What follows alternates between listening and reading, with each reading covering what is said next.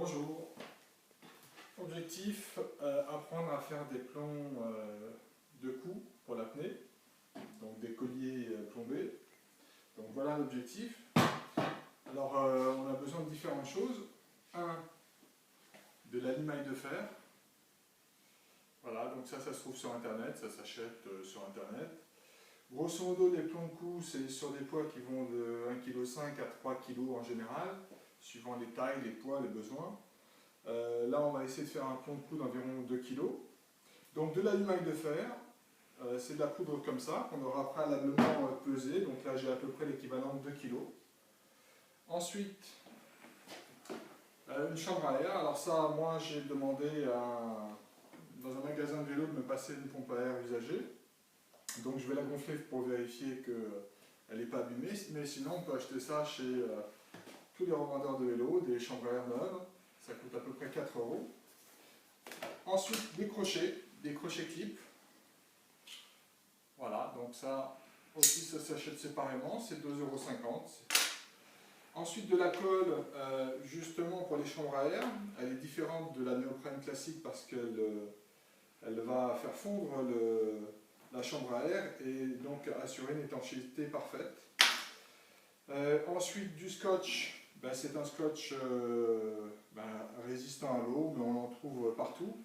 Évitez quand même les scotch tissus qui en général ne tiennent pas dans le temps, donc préférez des scotch entièrement plastiques.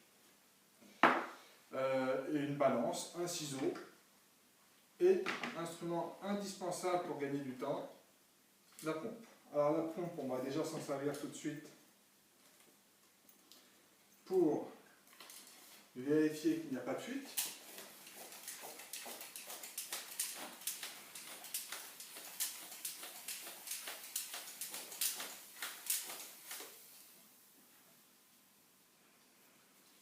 Donc a priori tout a l'air de bien aller.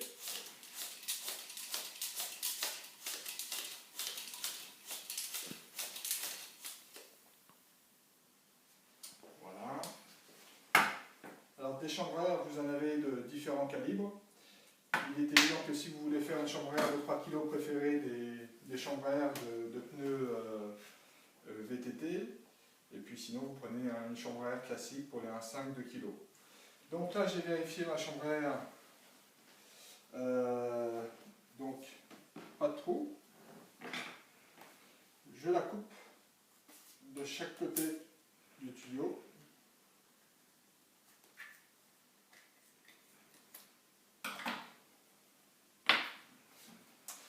Ensuite, je prends un clip.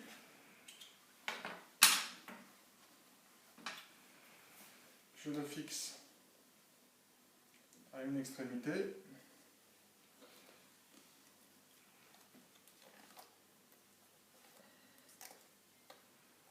Voilà, je tire un petit peu.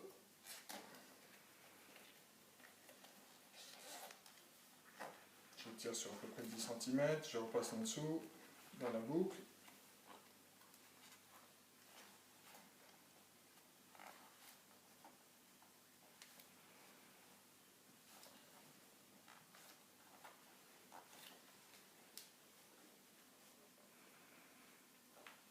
J'aurais pu mettre de la musique de fond parce que c'est un petit peu long tout ça, mais bon, c'est comme ça.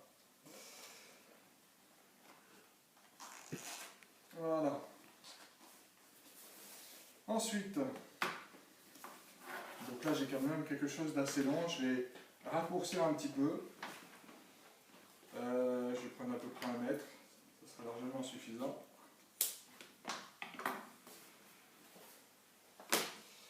Ensuite, l'entonnoir, très important. Alors, je n'ai pas trouvé mieux qu'un entonnoir avec un trou très large, donc je vais me débrouiller avec parce que je n'ai pas d'autre chose. Mais en fait, bien entendu, il est préférable d'avoir un entonnoir classique. Pour la petite histoire, c'est l'entonnoir de la machine à la vaisselle, c'est tout ce que j'ai. Et je vais me débrouiller avec.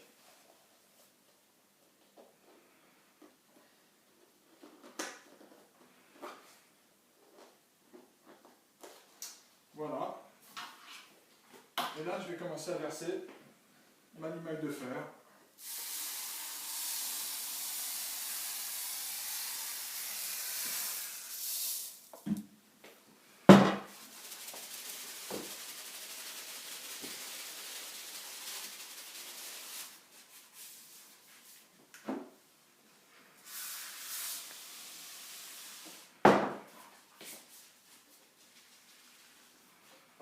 elle s'arrête là. Je continue encore pour avoir les 2 kg environ que je souhaitais. Et là, en réalité, maintenant, toute l'astuce, c'est de gonfler. De gonfler ici l'air. Sauf que préalablement, ici, j'ai bien de l'aluminium qui est arrivé jusqu'au bout, ici.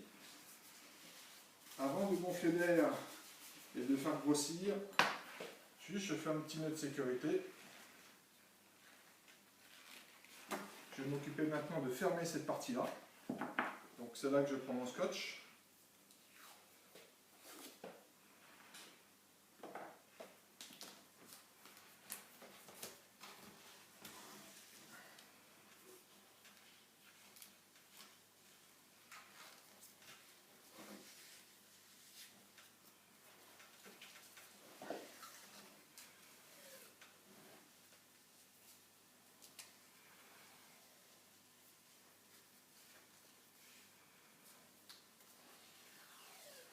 Là, l'étanchéité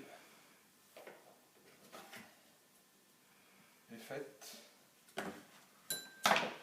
En réalité, par sécurité, dans l'embout qui a dépassé, je vous le montrerai tout à l'heure, je mets un petit point de colle que là j'ai oublié de mettre, mais c'est pas grave. Là, je redéfais mon nœud.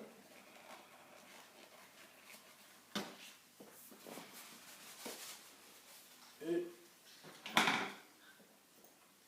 je vais mettre le tuyau à l'intérieur.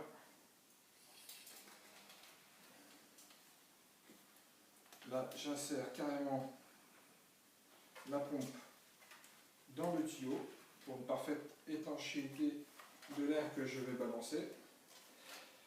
L'effet va être normalement d'agrandir le boudin, et en l'agrandissement, eh bien, il va permettre de faire tasser l'aluminium de fer de façon toute prononcée vers le bas. C'est parti.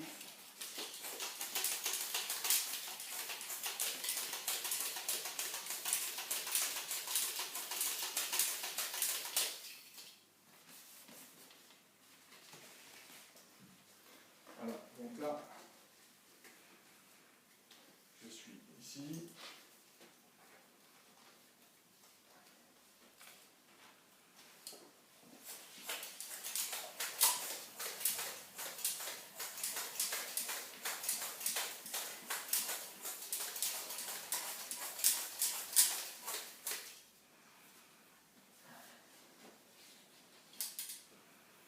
Voilà, donc là pour l'instant, voilà où on est mon fond de cou.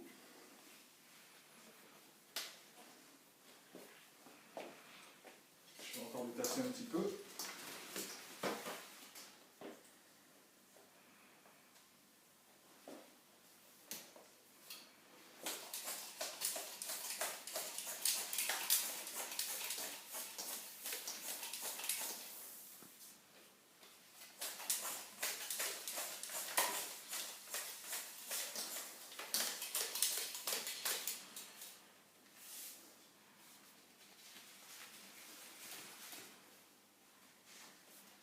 Bon, c'est la partie la plus physique.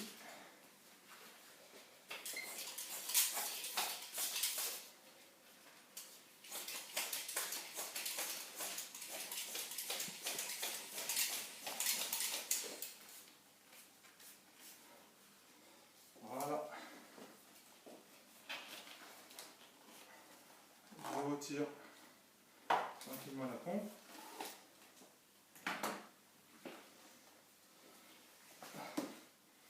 Donc là, on a une bonne longueur.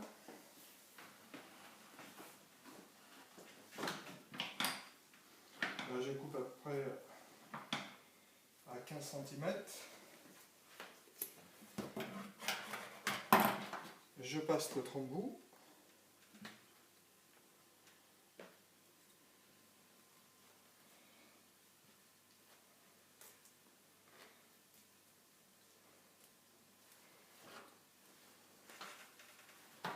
Voilà.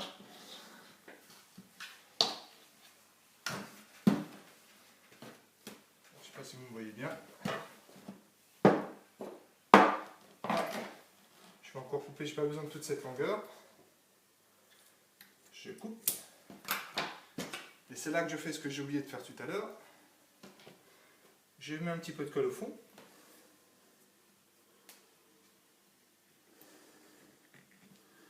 Voilà. On laisse un peu descendre. Et il n'y a plus qu'à.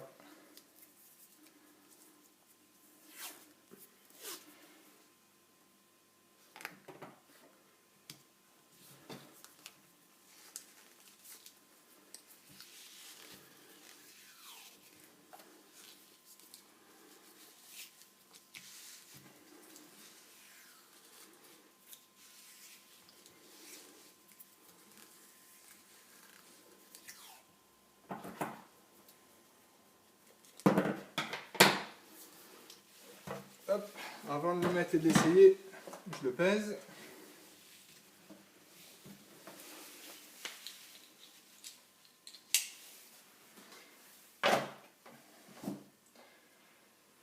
Un 950, un 947 exactement, c'est parfait.